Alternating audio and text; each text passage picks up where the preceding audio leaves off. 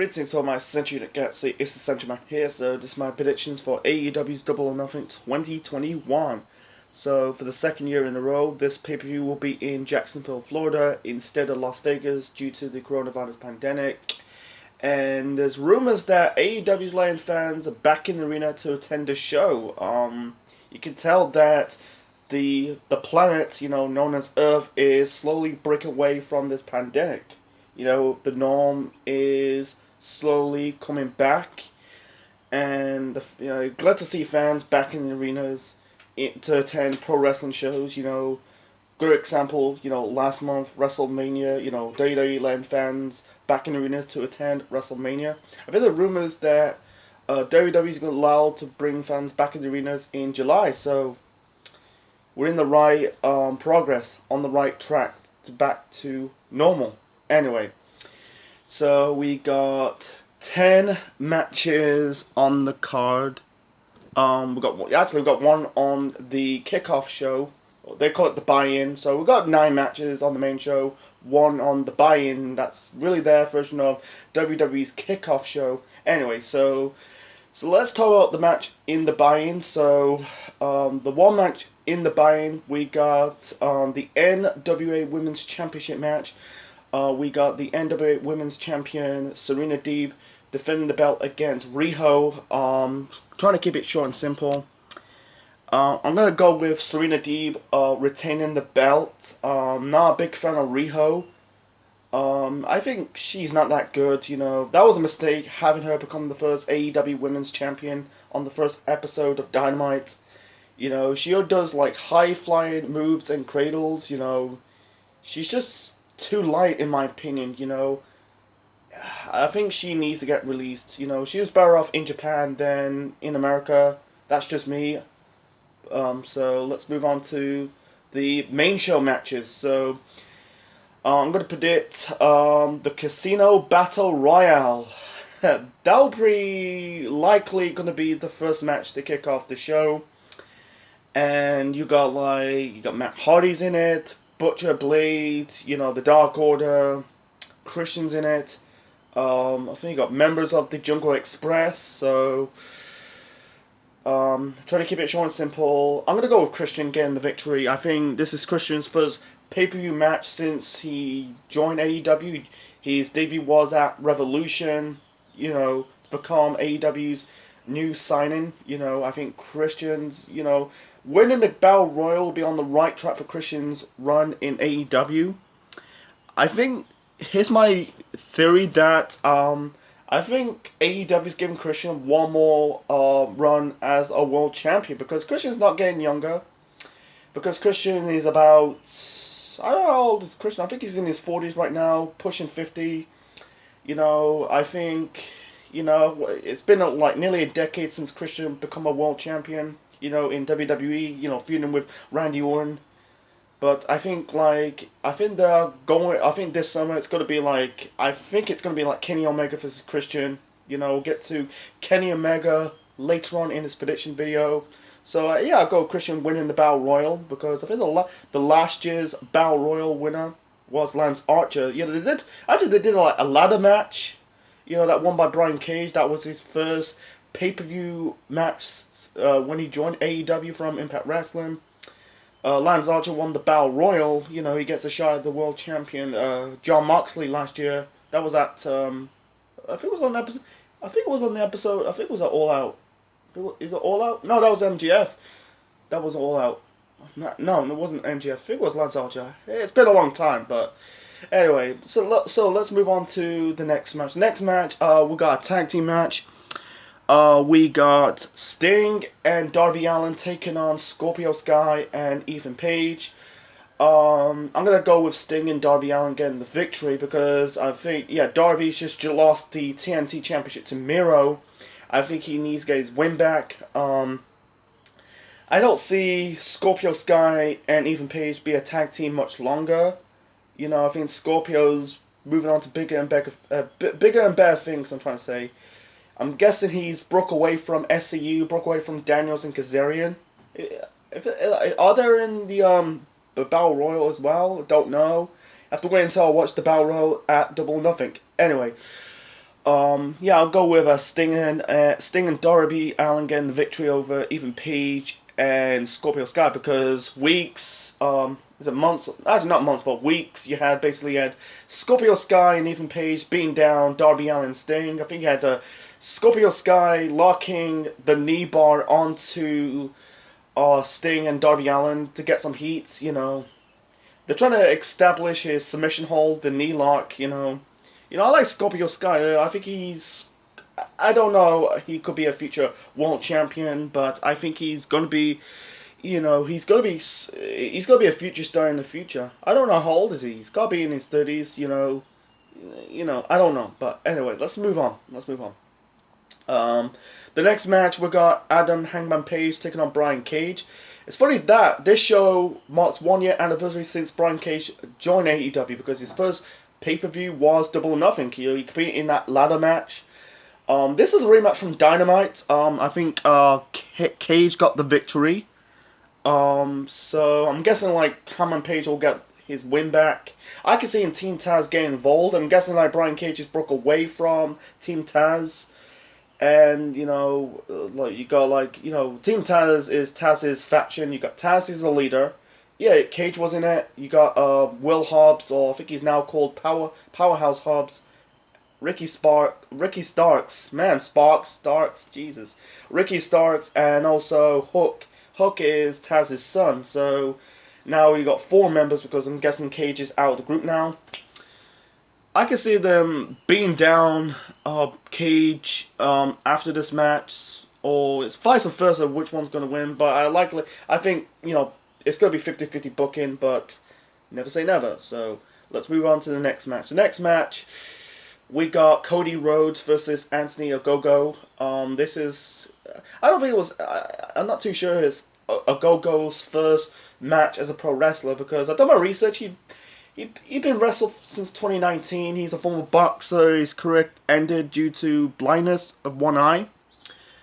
On the episode Blood and Guts, you had Ogogo beating down Cody after his match with QT Marshall, and also placed the UK flag on him. So there's rumors like Cody is taking some time off to be with Brandy because preparing for his birth of his child. So I have to go with Anthony Ogogo getting the win.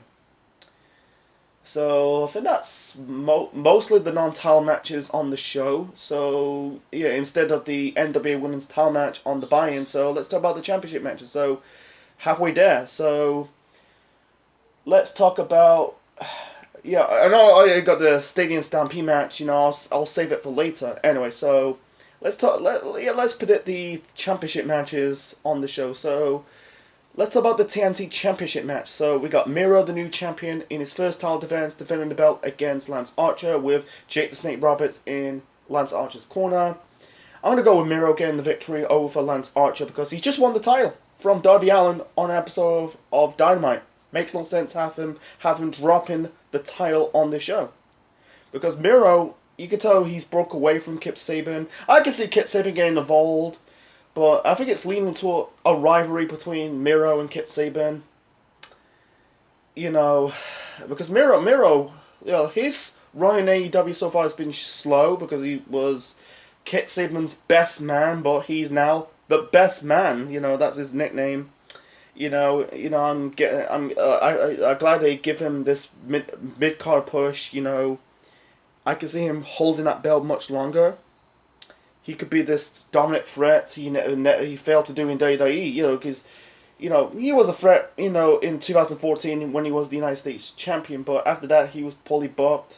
That's a whole another story for another time. So, the next one, this is for the AEW World Tag Team Championships. We got the Young Bucks representing the Elite, defending the belts against Jon Moxley and Eddie Kingston. So.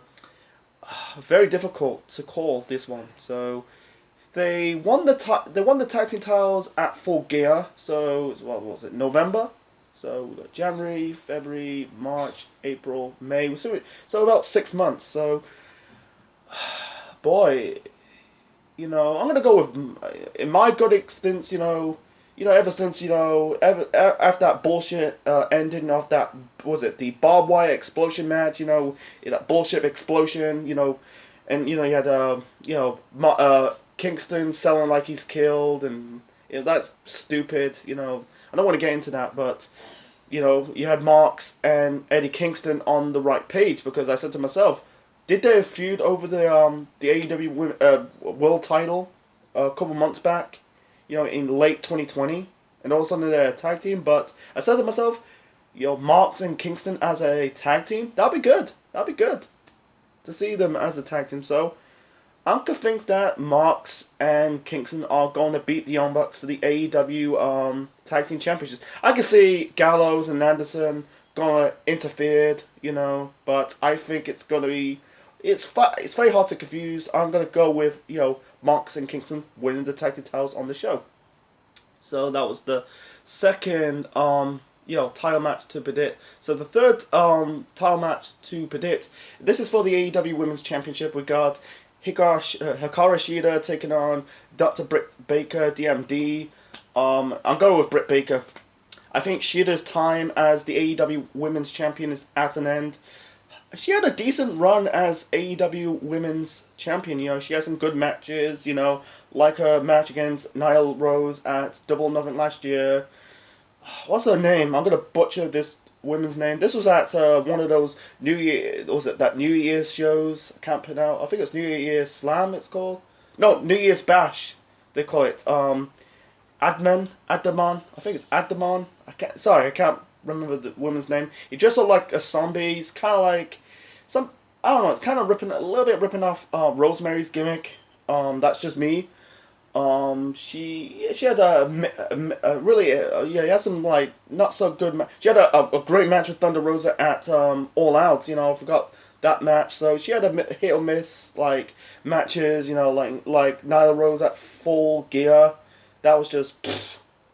We'll see. Yeah. Sorry, I'm stumbling. So, I think it's going to be Britt Baker, because Britt Baker this year, she's got momentum. She's got momentum because, last year her career was like overdue due to injury. So due to injuries, she injured her knee, her nose injury, but she's doing the whole role model gimmick. You got Rebel Reba. But I kind of like the stuff with her and Shivani. She cracks me up, Britt Baker, but she got that super momentum, that lights out match at St. Patrick's Day Slam against Thunder Rosa. I think she needs to become champion, because she was in the AEW Women's Title picture before in 2019, late 2019, when they started to do Dynamite, the weekly shows. But she had no momentum. She was not that good in the ring. She lacked charisma, not so good on the mic. But ever since they turned her heel, she's a better talker. She's getting better in the ring. She got that match with Thunder Rosa kind of set Britt for life. I think Stripes, but I think I award her with the AEW Women's Title. Give her a good run with the title. I think they need to push it when the iron is hot. So let's move on to the final title match on this prediction video. Like I said, trying to keep it short and simple. I'm kind of rambling. We got a triple threat match. I think this is the first triple threat match in the history of AEW. I'm talking about singles match. I might be wrong. So we got this is a triple threat match for the AEW Women's Championship. Not Women's Championship, World Championship, I'm trying to say. Man. We got Kenny Omega defending the AEW Women's World Title, sorry. Yeah, the World Title against Orange Cassidy and Pac. I'm glad they did a triple threat match. Yeah, and a freeway. It'd be, it's better off just seeing, Kenny Omega versus Orange Cassidy. Really? You want to see that? No disrespect, but no, I don't want to see that. But it's better off doing a triple threat match for the World Title.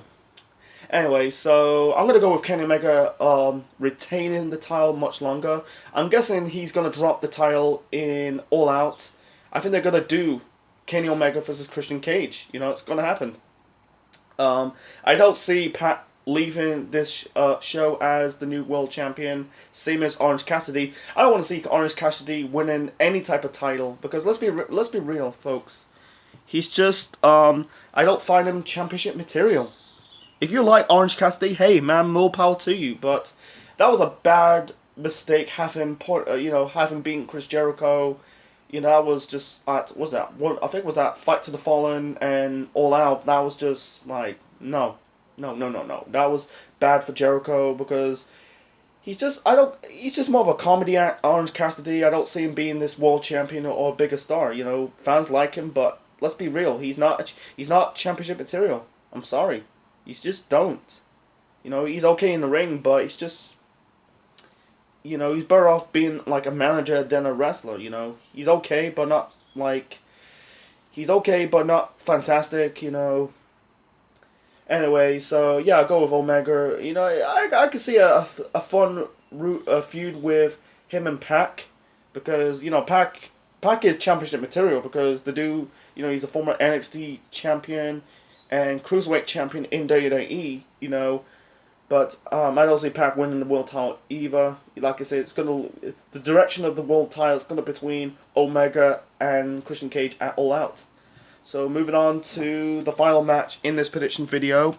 This is a Stadium Stampede match, the second ever Stadium Stampede match. They did one last year between the Inner Circle and the Elite, you know, Elite and Matt Hardy. So this is the second match of the feud between the Inner Circle and the Pinnacle. If the Inner Circle loses, they'll be disbanded forever.